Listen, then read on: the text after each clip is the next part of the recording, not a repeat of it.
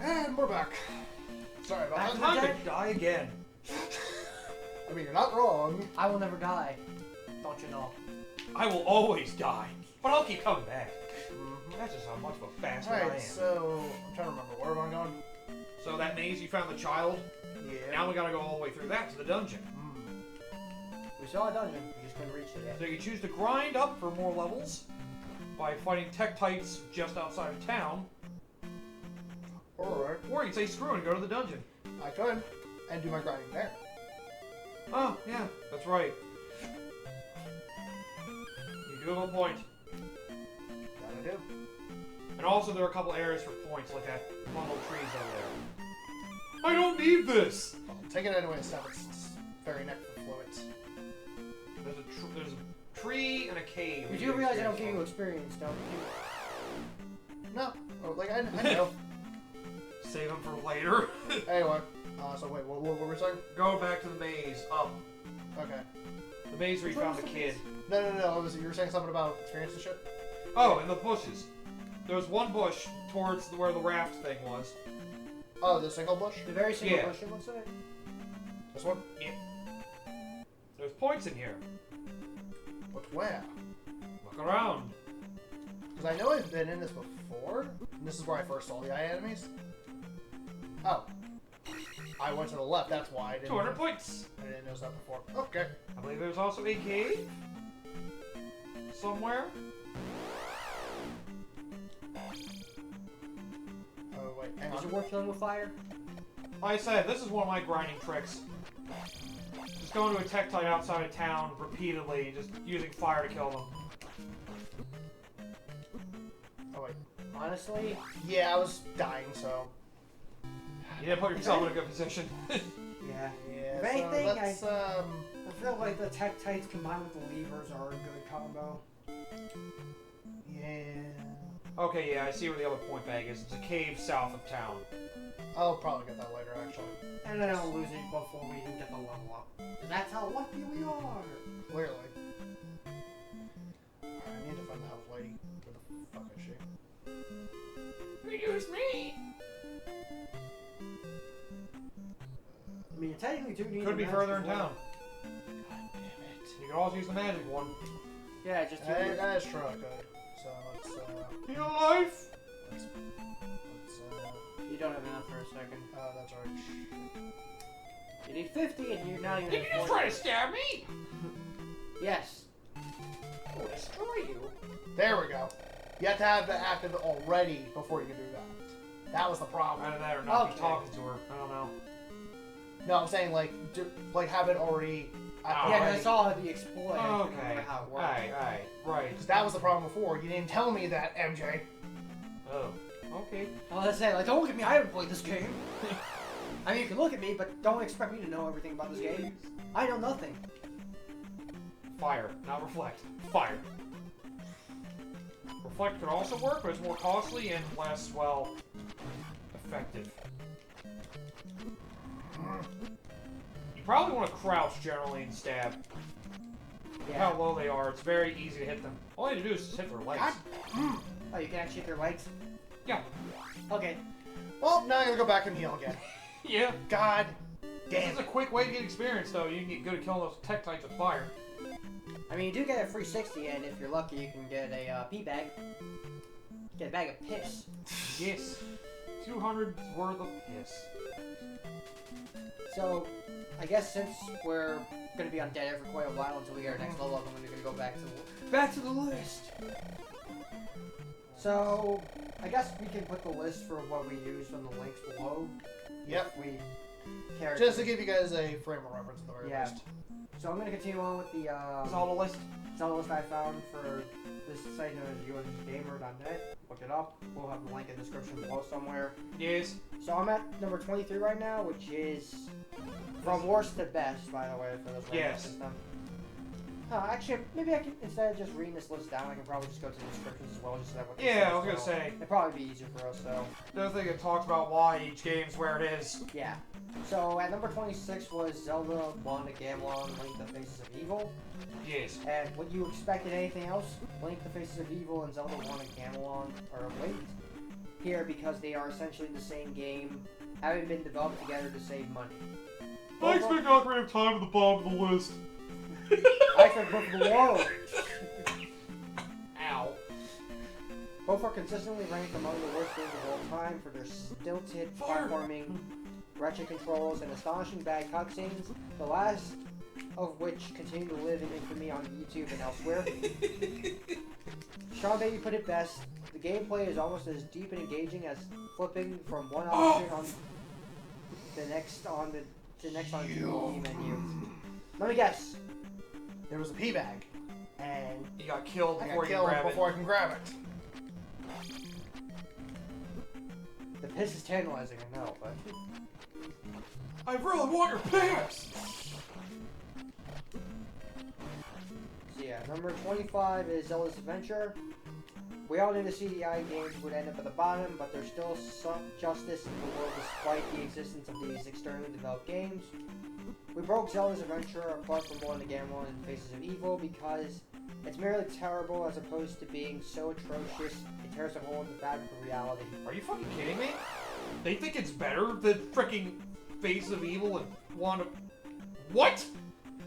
A well-meaning attempt to reproduce the screen-by-screen quest design of the original NES Zelda, I'm sorry. and one of a tiny handful of games to put the eponymous princess in the lead role, Zelda's Adventure trips up over the CDI's tech limitations.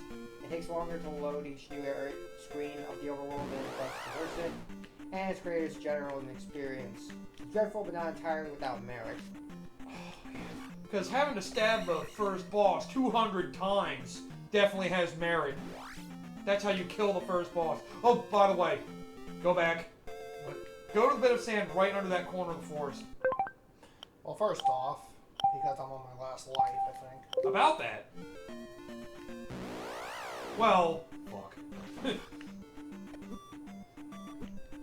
Yeah, let's save it for when I have to come back here. Because I have a feeling I'm gonna die anyway. Now you're on your last life. I'm assuming that was an extra life you're talking about, right? Yes. Fuck it, because I'm probably gonna have to come back up here anyway. So navigate the maze to find your way to the dungeon. All you gotta do. So I'll continue on with the list. Yes, go ahead. Because I don't give a fuck.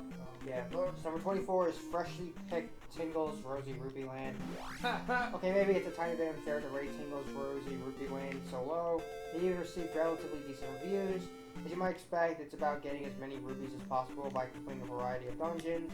It's not terrible, but seriously, what possessed Nintendo to give the worst character in the Zelda Pantheon his own game? That box art alone, yeah. Yes, the box art. Oh, Japan. So number 23 is Legend of Zelda Triforce Heroes. I actually like that game. Yeah. Compared to other Zelda games, though, for me, it just feels shallow. I can understand why it gets all the hate, but... It's not like it's terrible or I anything. feel like it's a somewhat more poorly executed version of Four Swords. Yeah, that might be a pretty good way of putting it. It's not implemented poorly, it's boring in comparison. Alright. I guess it's because it's more focused on the multiplayer, so as a result, it just feels kind of lackluster. Yeah, I mean, I That's guess what I'm assuming anyway. that I can definitely attest to being a major complaint, how essentially, if you're going to do a multiplayer, you have to have 3 people at any point. That is dumb. And they all have to have a copy, and that's...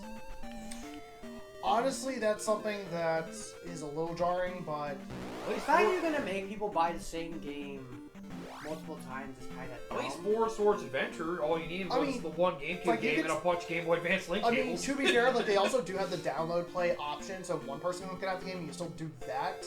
I mean, And then the consoles that are linked to that download play, if they eventually get the game later, they can just take whatever they've earned from that and put it in. Right. Their own copy. Yeah. So there's at least a somewhat of a system for that. Yeah. But, frankly, the whole fact that you can only play it either by yourself with husks, or it has to be 3 players at any point, that is a little jarring, I would say. Yeah. We'll let her review of Triforce Heroes due to talking of thanks.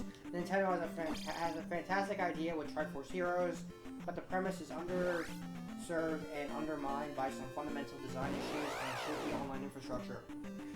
Yeah. It's nothing short of a tragedy to wait a whole decade for another multiplayer Zelda and receive what feels like a largely unfinished idea with great potential. Let me just put it this way. That game alone is why I hate playing with randos. You get some shitty randos, yep. That pretty much says where they decide, hey, something's not going my way, so I'm gonna quit the game and force a failure on the rest of you. Yeah. That pisses me off. Assholes. That's gotta be the worst. That pretty much says it all, unfortunately. It was nice seeing the Four Swords multiplayer concept return for another round, but it ultimately didn't work out. Hopefully this isn't the death deal for an otherwise wordy concept. Number 23 is Tetris Trackers / Navi Trackers. Oh yeah, another spin-off. This import-only component of a Four Swords adventure remains stranded in Japan due to giving fans what they've always demanded: voice acting in a Zelda game. Oh god! Tetris Trackers was a sort of scavenger hunt adventure in which the tanned and sassy alter ego of Princess Zelda would bark orders allowed the players, calling them by their own custom-defined names. Something possible due to the nature of Japanese language, but too difficult for Nintendo to reprogram to work in English. They eventually sorted out 10 years later with Tell Me About Your Life. Not necessarily the most amazing game ever, but definitely worthy of an asterisk in the history books. Just as unmentionable. It happened. Number 21, the original Legend of Zelda. Yeah, I wonder why. That particular version, by the way. Yeah. You'll note that later on the list. I had to do without an NES for a long time, so my Nintendo crazy hands grasped onto whatever substitute I could find. I thought the Legend of Zelda Game & Watch adventure might be good, affordable replacement for the real thing. Spoilers, it's not. But what tier is still pretty admirable for a handheld liquid crystal beep beep game. Link beats Stalfos to collect parts of the Triforce, which he wins by defeating dragons. Leok, is that you? If you're lucky enough to find a lonely Zelda game and watching a bin at some Goodwill store, act fast and grab it, young hero.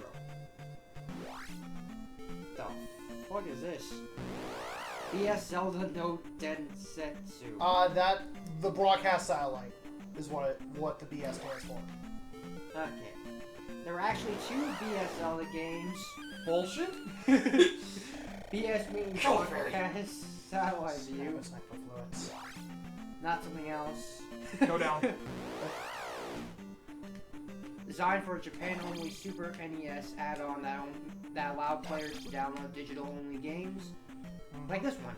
We only included one on the list because the other, while incredibly cool, actually involves live satellite transmissions of people giving player guidance in real time. That's nearly impossible to emulate, though people are trying.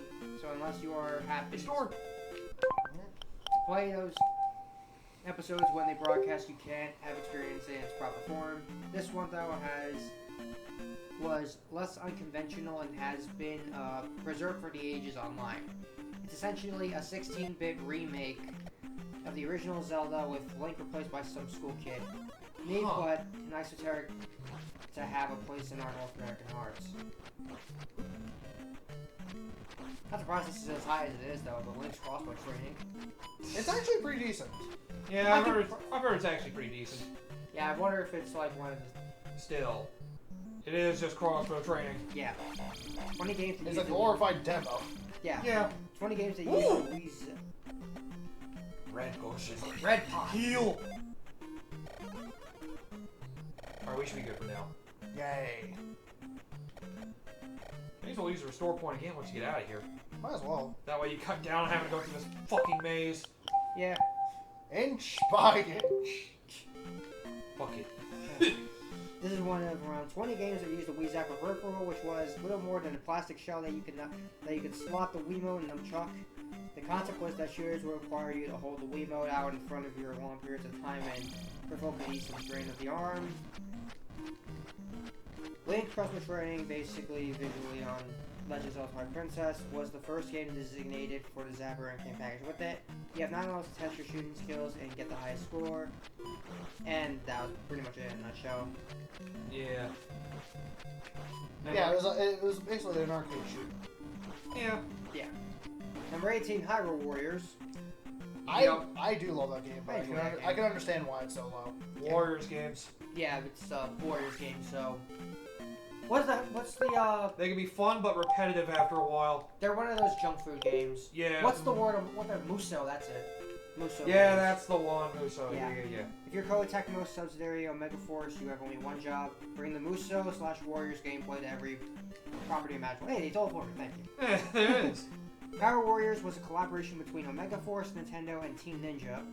Ganondorf is gathering Zelda villains across various worlds together in order to restore the pieces of his fractured soul.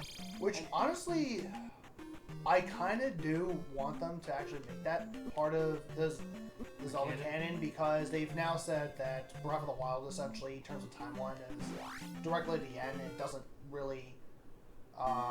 it's just the end, period, which makes no sense, considering it's split into 3 timelines. But the one game that kind of would make it the most sense to do it that way would be if they did Hyrule Warriors. Like, Would be before Hyrule Warriors before Breath of the Wild. You think they have enough sense to do that? Probably not. And then there's Breath of the Wild 2 they've announced.